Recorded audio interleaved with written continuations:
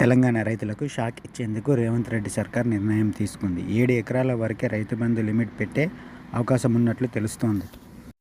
IT చెల్లించే వారికి, ప్రభుత్వ ఉద్యోగులకు, ప్రజాప్రతినిధులకు రైతు బంధు కట్ అయ్యే అవకాశం ఉంది. ఈ మేరకు రైతు భరోసా మార్గదర్శకాలు సిద్ధం చేసినట్లు తెలుస్తోంది.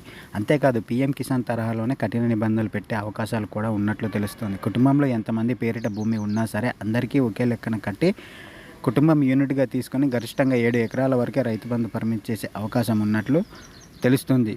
ఒకవేళ కాంగ్రెస్ ప్రభుత్వం రైతు భరోసా అర్హుల గుర్తింపునకు పీఎం కిసాన్ నిబంధనలు అమలు చేస్తే బీద వర్గాలకు చెందిన వారిని భారీ సంఖ్యలో కోత పెట్టడం ఖాయం. పీఎం కిసాన్ నిబంధనలు అతి ముఖ్యమైనది. కుటుంబంలో ఎంతమంది రైతులు ఉన్నా సరే ఒకరికి మాత్రమే పెట్టుబడి సాయం అందుతుంది. ఈ లెక్కన మిగతా వారికి రైతు బంధు రాదు. కుటుంబంలో ఏ ఒక్కరు కేంద్ర రాష్ట్ర ప్రభుత్వ ఉద్యోగులైనా, లాయర్లు అయినా, ఇంజనీర్లు అయినా, డాక్టర్లు అయినా, ఆదాయ పన్ను చెల్లించేవారైనా ఆ కుటుంబంలో రైతు బంధు రాదని తెలంగాణ ప్రభుత్వం స్పష్టం చేసింది.